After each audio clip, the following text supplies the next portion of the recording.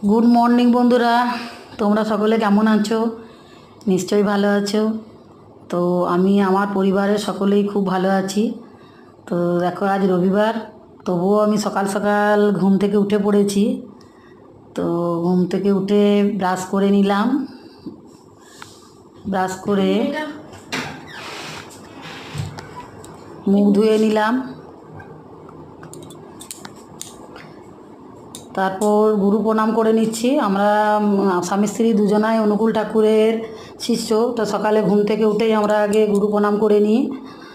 গুরু প্রণাম করে নিয়ে চা বসিয়ে দিলাম।